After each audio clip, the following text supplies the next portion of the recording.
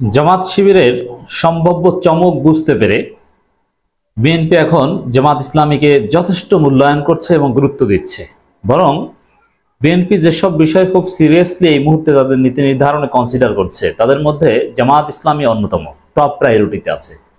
এমনকি বিএনপির স্থায়ী কমিটির সদস্য বৈঠকে যেসব বিষয় নিয়ে আলোচনা হয়, যেগুলো তাদের উদ্বেগের কারণ, সেগুলোর মধ্যে অন্যতম জামাত ইসলামীর ক্রমবর্ধমান জনপ্রিয়তা। একটা চমৎকার রিপোর্ট আমরা বিশ্লেষণ করব দর্শক। দৃশ্যমান প্রতিদ্বন্দ্বী না থাকলেও অজানা আতঙ্ক বিএনপিতে। সে আতঙ্কের মধ্যে প্রথমে আছে জামাত ইসলামী। যে জামাতের জনপ্রিয়তা যেভাবে বাড়ছে, ডেফিনেটলি বিএনপি জামাতের চাইতে অনেক বড় দল, কিন্তু জামাত যেভাবে দিন দিন জনগণের নিকট গ্রহণযোগ্য হচ্ছে, এতে বিএনপির জন্য একটা আতঙ্ক কাজ করছে যে জামাত বিএনপিকে সারপাস করে যায় কিনা। হতে পারে, অসম্ভব কিছু নয়, নতুন সমীকরণ অসম্ভব নয়, সর্বত্র না হলে অনেক জায়গায় এরকম ঘটনা ঘটবে। আর বিএনপির যে নেতিবাচক কাজ, সেটা এরকম চলতে থাকলে জামাতের ভোট বাড়বে, বিএনপির ভোট কমতে থাকবে, স্বাভাবিক। এখানে কয়েকটা পয়েন্টকে হাইলাইট করে। সবার উপরে বিএনপির অজানা আতঙ্কের মধ্যে সবার উপরের আতঙ্ক হচ্ছে জামাত ইসলামী। জামাতকে নিয়ে ভয়ে বিএনপি, নেতাকর্মীদের বিতর্কিত কর্মকাণ্ডে বাড়ছে অস্বস্তি। এটা তারেক রহমান এত বড় নেতা, সিনিয়র পলিটিশিয়ান, তার সম্পর্কে কথা বলতে হলে হিসাব নিকেশ করে বলতে হবে। কিন্তু ওই তারেক রহমান তো তার সেই ক্যারিশমেটিক লিডারশিপ কোয়ালিটি ব্যবহার করে নেতাকর্মীদের চাঁদাবাজি, দুর্নীতি, লুটপাট, ফ্যাকশন, অন্তর্কন্দল, একে অপরকে হত্যা, এগুলো বন্ধ করতে পারছেন না। এটা একটা দুর্বলতা। ডেফিনেটলি এটা নিয়ে ভয় বাড়ছে এবং এটা আসলেই খুব অ্যালার্মিং ফর বিএনপি। সক্রিয় হচ্ছেন ১/১১ কুশীলবরা। কারণ এটা এখন পর্যন্ত অত ভয়ের কিছু নয়, এটা বিএনপির জন্য তেমন আতঙ্কের কিছু নয়। 111-এর কুশীলবরা তেমন কিছু করতে পারবে না।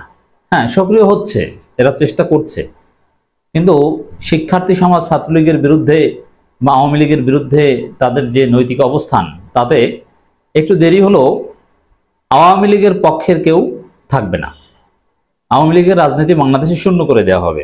অতএব 111 বা এই বিষয়গুলো কিন্তু তখন প্রাসঙ্গিক থাকে না, বা বিএনপির জন্য সেটা আতঙ্কের থাকে না। আওয়ামী লীগের পক্ষ হয়ে 111 কাজ করবে, এটাই তো বিএনপির জন্য আতঙ্কের।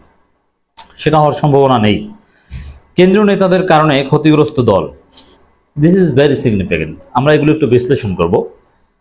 এই পয়েন্টগুলো বিএনপির অস্বস্তি বা বিএনপির অজানা আতঙ্কের পয়েন্টগুলোর সবচেয়ে গুরুত্বপূর্ণ পয়েন্ট জামাত ইসলামী। এই কারণে জামাতকে তার অবাক করা গুরুত্ব দিচ্ছে, জামাতকে নিয়ে আলোচনা করছে। তারেক রহমান থেকে শুরু করে বিএনপির অনেক বড় বড় নেতা জামাতকে খোঁচা দিয়ে কথা বলছে। কোটা সংস্কারের দাবিতে গড়ে ওঠা ছাত্র জনতার গণঅভ্যুত্থানে বিএনপির জন্য আশীর্বাদ হয়ে এসেছে। এই অভ্যুত্থানে আওয়ামী লীগ সরকার পতনের পর রাজনীতির মাঠে বিএনপি দৃশ্যমান শক্ত কোনো প্রতিদ্বন্দ্বী নেই। আগামী দিনে রাষ্ট্র ক্ষমতায় যাওয়ার সুযোগ রয়েছে দলটির, কিন্তু নিজ দলের নেতাকর্মীদের দখল, চাঁদাবাজি, ১/১১ কেন্দ্রিক কিছু কুশীলবদের সক্রিয় হওয়া নিয়ে অজানা আতঙ্ক ভর করছে দলটিতে। এখানে একটা বিষয় বলবো, নতুন কোনো রাজনৈতিক দল, যেমন শিক্ষার্থীদের রাজনৈতিক দলের যদি আত্মপ্রকাশ ঘটে, উত্থান ঘটে, বা শিক্ষার্থীরা রাজনীতি করতে চাচ্ছেন, এটা স্পষ্ট, তারা নির্বাচন করবেন অথবা তারুণ্যভিত্তিক একটা নতুন দল আসবে, এইগুলোকে যদি ১/১১ বলে বিএনপি চালিয়ে দেওয়ার চেষ্টা করে, এটা দুঃখজনক। গণতন্ত্রে নতুন রাজনৈতিক দলকে ওয়েলকাম জানাতে হবে। গত কিছুদিন ধরে বিএনপির শীর্ষ নেতাদের বক্তব্যেও আতঙ্কের বিষয়টি উঠে এসেছে। তারা বলছেন, আওয়ামী লীগ সরকার পতনের পর দলের সুযোগ সন্ধানী নেতাকর্মীরা চাঁদাবাজি ও দখলদারিত্বে মেতেছে। এটা সুযোগ সন্ধানী না, বিএনপির রাজনীতির একটা বৈশিষ্ট্যই কিন্তু এই পরিবেশে চাঁদাবাজির সুযোগ, দখল, কাউন্টার বাণিজ্য ইত্যাদি ইত্যাদি করবে। এটা করছে আসলে তারা, কিন্তু নিয়ন্ত্রণ করতে পারছে না। বিএনপির এই ঘটনাগুলো যদি একেবারে বিচ্ছিন্ন হতো, তাদের রাজনৈতিক বৈশিষ্ট্য না হতো চাঁদাবাজি, দখলদারিত্ব, তাহলে তারেক রহমানের মতো হেভিওয়েট নেতা খুব সহজেই এটা নিয়ন্ত্রণ করে ফেলতে পারতেন, কিন্তু নিয়ন্ত্রণ করতে পারছেন না। কমিটি বাতিল করছেন, এমনকি দলের কেন্দ্রীয় নেতাদের বিরুদ্ধে মামলাও হয়েছে। বিএনপির লোকজনই মামলা করেছে, কেন্দ্রীয় নেতার পদ স্থগিত হয়েছে, সব ধরনের কঠিন সিদ্ধান্ত নিয়েছে, কিন্তু নিয়ন্ত্রণ করতে পারছেন না। বোঝা যায় এটা বিচ্ছিন্ন ঘটনা নয়, এটা বিএনপির রাজনৈতিক বৈশিষ্ট্যের মধ্যে পড়ে। অতএব এগুলো বিএনপির ভোট কমাবে, ডেফিনেটলি জামাতকে সুবিধা দেবে, শিক্ষার্থীদের নতুন রাজনৈতিক দলকে সুবিধা দেবে। তেমনি গত 17 বছরে বিএনপির উপর জুলুম নিপীড়নের মধ্য দিয়ে যে ইতিবাচক ইমেজ তৈরি হয়েছিল সেটাও ম্লান হচ্ছে, রাইট। আর জামাত কিন্তু সেই মজলুম সিম্পেথি ধরে রাখতে পারছে। তাদের ভাষ্য, আওয়ামী লীগ রাজনৈতিকভাবে আমাদের প্রধান প্রতিপক্ষ ছিল, তাদের মোকাবেলায় বিভিন্ন সময় নানান কৌশল গ্রহণ হয়েছে, কিন্তু গত 5 আগস্টের পর আওয়ামী লীগের অনুপস্থিতি রাজনীতিতে যে শূন্যতা তৈরি হয়েছে তা পূরণে অদৃশ্য এক শক্তি চেষ্টা চালিয়ে যাচ্ছে। তাদের সঙ্গে যুক্ত হয়েছে তৎকালীন 1/11 সরকার কিছু কুশীলব। দেখেন না, আওয়ামী লীগের শূন্যস্থান পূরণের জন্য তারুণ্যভিত্তিক কোনো রাজনৈতিক দল আসতে চাইলে সেটাকে 1/11 বলে ট্যাগ দেয়া, এটা বিএনপি অগণতান্ত্রিক মানসিকতা হিসেবে আমরা প্রতিবাদ জানিয়ে রাখলাম, আমরা ওয়েলকাম জানাবো। আমরা তারুণ্যভিত্তিক শিক্ষার্থীদের নতুন দলকে সমর্থন নাও করতে পারি, কিন্তু দল হিসেবে তাদেরকে ডেফিনেটলি ওয়েলকাম জানাবো। যারা বাংলাদেশকে বিরাজনীতিকরণ করতে চেয়েছিল, এখন বিএনপির জায়গায় বা বিএনপির চাইতে কোনো দল জনপ্রিয় হতে চাইলে সেটাকে বিরাজনীতিকরণ বলতে চাওয়া, এটা বিএনপি আর একটা অপরাজনীতি। এখন ওই ধরনের একটি গোষ্ঠী সক্রিয় হয়ে উঠছে। এছাড়া স্বৈরাচারের পতন হলো তাদের সুবিধাভোগীরা এখনো রাষ্ট্রের বিভিন্ন গুরুত্বপূর্ণ স্থান রয়েছে। সব মিলে অদৃশ্য শক্তির অজানা আতঙ্ক ভর করেছে বিএনপির শীর্ষ নেতাদের মনোজগতে।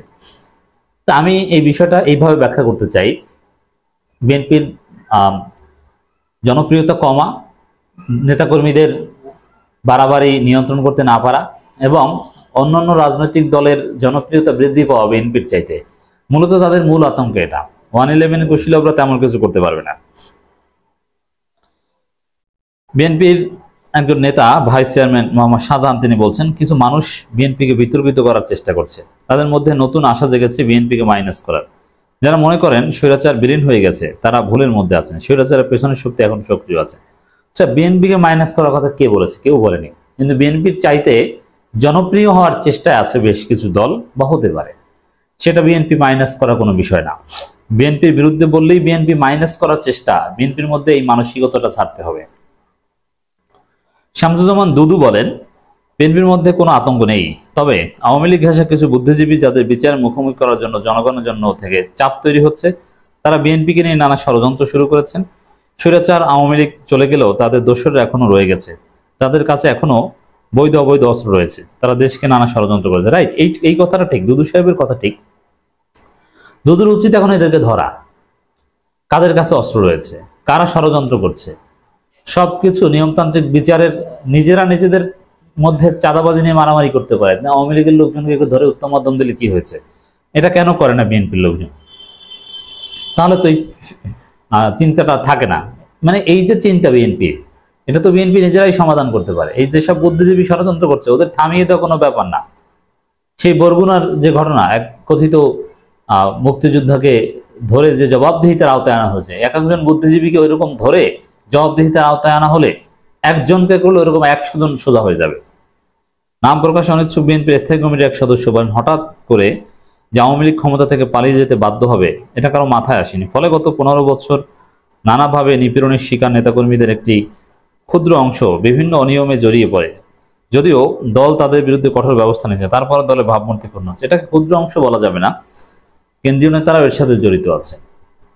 আর দল ব্যবস্থা নিলে তো থামছে না, এর মানে শুধু ব্যবস্থা নেওয়া এটা সমাধান নয়, সমস্যা গভীরে, বিএনপির গভীরে সমস্যা রয়েছে। তার মধ্যে কয়েকজন কেন্দ্রীয় নেতার কারণে দল সবচেয়ে বেশি ক্ষতিগ্রস্ত হচ্ছে। তাদের বিরুদ্ধে দখল, চাঁদাবাজি এবং নিজেদের মধ্যে খুনাখুনিতে জড়িত হওয়ার অভিযোগ উঠছে। রাজনৈতিকভাবে এখন বিএনপির বিরুদ্ধে সবচেয়ে বেশি প্রপাগান্ডা চালাচ্ছে জামাত, যারা বিগত দিনগুলোতে আওয়ামী লীগের সঙ্গে আঁতাত করে রাজনীতি করে গেছে। কে আওয়ামী লীগের সঙ্গে আঁতাত করে রাজনীতি করেছে? আওয়ামী লীগের মাধ্যমে সবচেয়ে বেশি জুলুমের শিকার হয়েছে জামাত ইসলামী। আর সেই জামাত আওয়ামী লীগের সঙ্গে আঁতাত করে রাজনীতি করেছে, এটা হাস্যকর কথা। এইসব কথা বলার কারণে কিন্তু বিএনপির ভোট কমছে, বিএনপি নেতারা হাস্যরসে পরিণত হচ্ছে, তাদের ওয়েট কমছে। জনগণ মনে করছে যে বিএনপি নেতারা উদ্ভট কথাবার্তা বলছে, জামাত নাকি আওয়ামী লীগের সঙ্গে আঁতাত করে রাজনীতি করছে। তা আঁতাতের ফল ছিল জামাতকে নিষিদ্ধ করা নাকি? হাস্যকর কথাবার্তা। তো দর্শক, এই যে কথাগুলো, এগুলোতে কিন্তু বিএনপির কে ডোবাচ্ছে যে জামাত আওয়ামী লীগের সাথে আঁতাত করেছে অমুক তমুক। আর জামাত প্রপাগান্ডা চালাচ্ছে, এই কথাটা ঠিক না। জামাতের কোন নেতা বিএনপির বিরুদ্ধে কি বলেছে? দুই একটা কথা বলেছে, আর যেটা বলেছে সেটা প্রপাগান্ডা নয়, জাস্ট সামান্য দুই একটা অভিযোগ উত্থাপন করেছে। এটা নিয়ে বিএনপির মধ্যে এত ভয়, বোঝা যায় যে বিএনপি কতটা আতঙ্কে আছে।